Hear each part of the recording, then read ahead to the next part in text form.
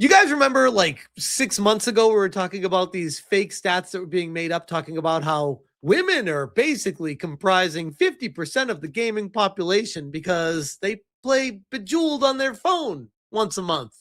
So they're gamers too. Well, that story seems to be not dead. Video Games Chronicle, female players are an overlooked opportunity for growth in the games industry. A research firm's new report says it's all so tiring. This is the same story we have ever since Gamergate 1. It's like twice a year at this point. This same tired story every single time. Noir says, what are you talking about? Ghost of Yotei, The Last of Us 2, Returnal, RNC Rift Apart, Horizon, Alan Wake 2, Intergalactic, The Witcher 4, Fable, 1348 X Photo, Hellblade 2, South of Midnight, etc. Don't forget Dustborn, and keep going down the list of the other shitty ones. Most of the Western AAA industry has focused on them, actually, with mixed to bad results. Yeah, that's one way to put it. I said, just because you put words on a screen doesn't make them true. Savvy? A DEI firm paid by DEI dollars and talking to other DEI losers. No, women are not overlooked opportunities for growth in the games industry. No, we do not need more girl bosses. No, lying to companies is not going to help. Clearly, you want more studios to close. Thank you. I'd like to think Savvy's not a bad guy, or girl, I should say. She's not a bad person. She's not. I'm not a bad guy. At the end of the day, people talking about the games industry are concerned for the future of it. Asmongold is not a bad guy. Sometimes it's a tough love approach to saying, if you do this, it's going to be worse down the road. The path to hell is paved with good intentions. So I'm done with the acceptance phase of just letting you run all over us, destroying the entire industry, and then disappearing to go destroy something else afterwards. It's time to take the industry back. Savvy continues, no, we do not need initiatives to attract women. I don't see you doing this for oil rigs or bull riding. Great point. Or even truck driving or trash woman. Demographic differences occur, and that is okay. A lack of women is not a problem. Thank you.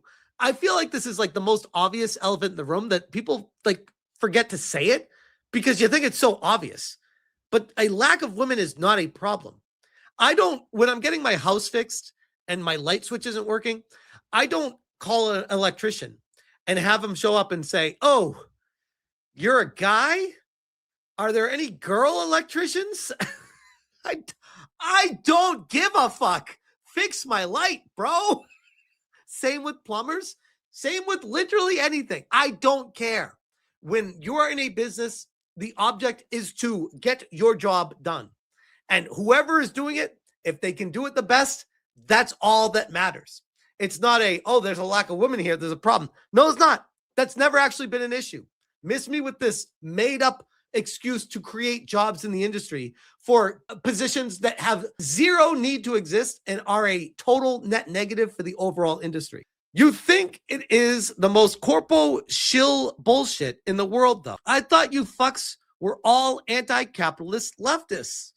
Curious. What a banger comment. Lol.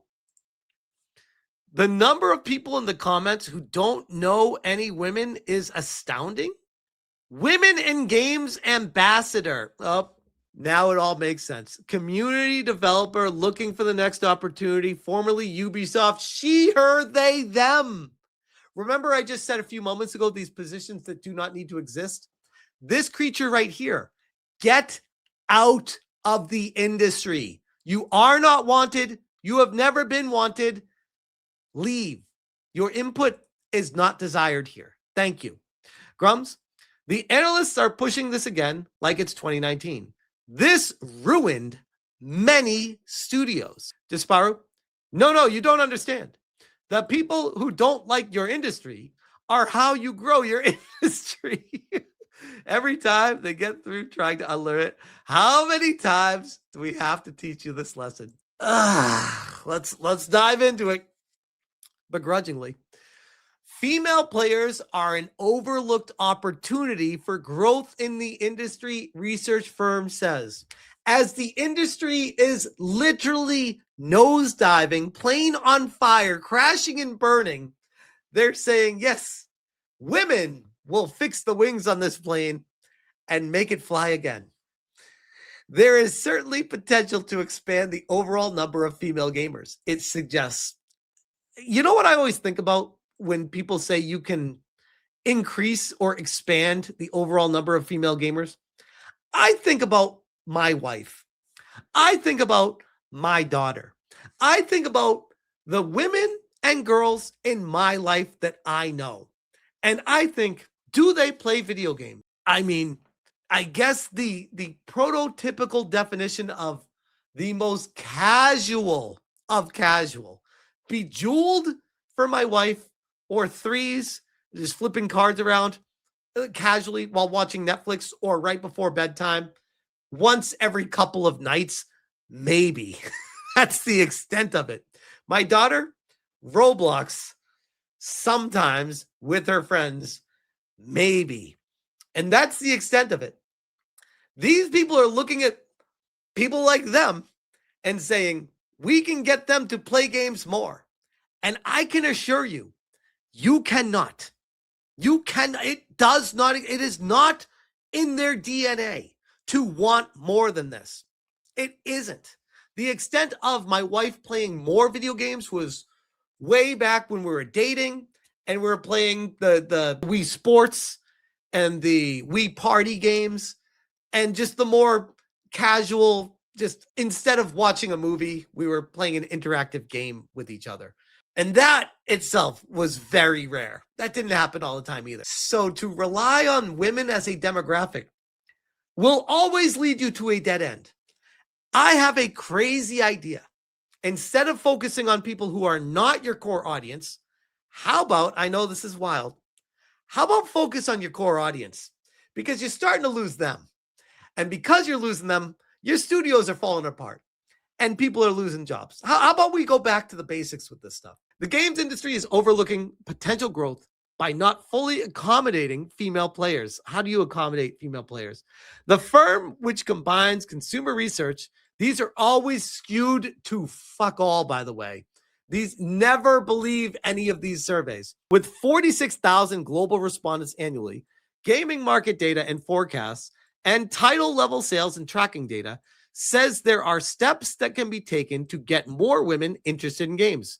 Here we go with the same female players represent 48%. Say the line, Bart. This is when I covered this, like, it feels like a year ago. This is a fake stat taken completely out of context to push an agenda. Female players do not represent 48% of the gaming population. They are stating it as a fact to set the table for what they're talking about. This is not true, though. What are we doing? This is not even true. You're setting the table with shit. And then you want to put plates on top of that. Around 922 million players across 21 markets, Ampere says, but at such a large scale, this 4% difference does represent 93 million fewer female gamers than male.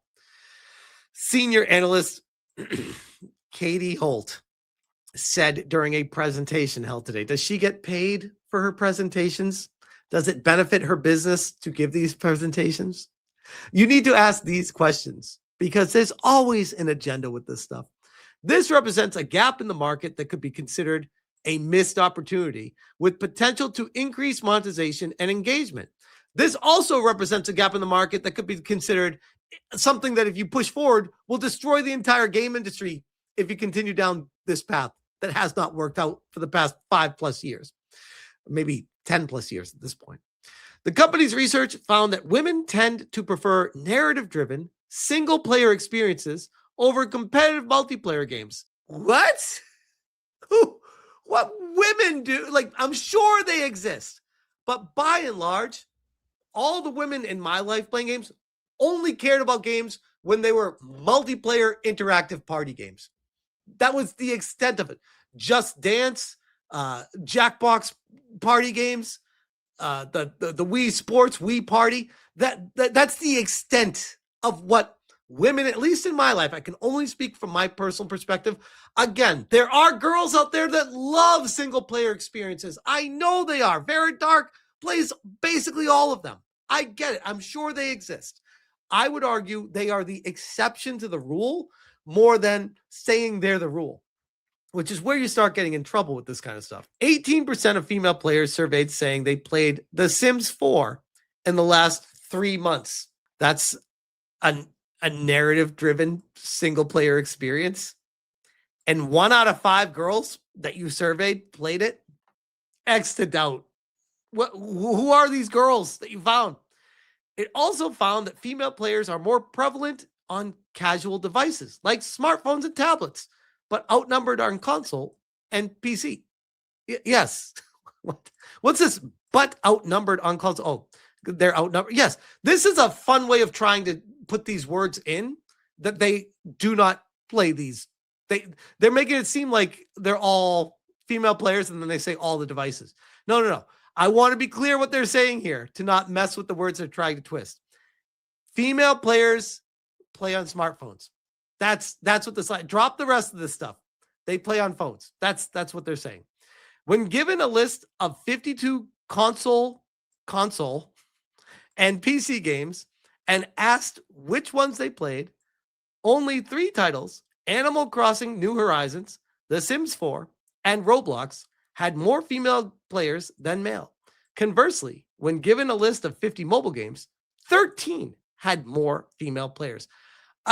I do not believe any of this. I'm not going to try to just trust what Video Games Chronicle is running with the story and this Ampher analysis is pushing, because I've done the research last time around they did this, and it was complete bullshit.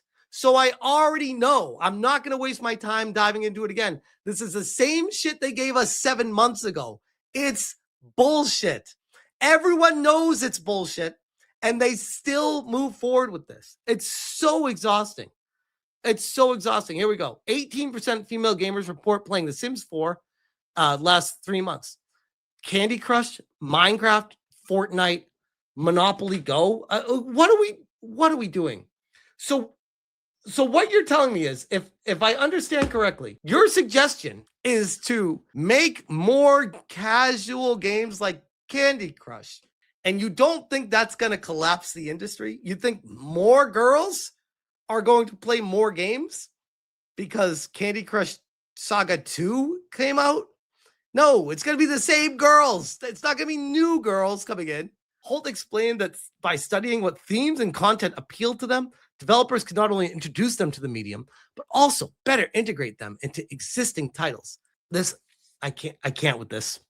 I can't. Holy.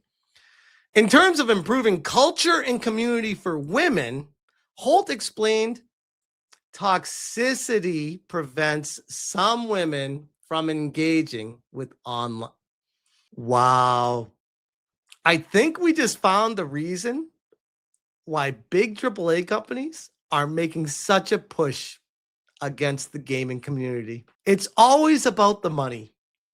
I would guarantee you there were backroom deals, backroom board meetings, conversations happening.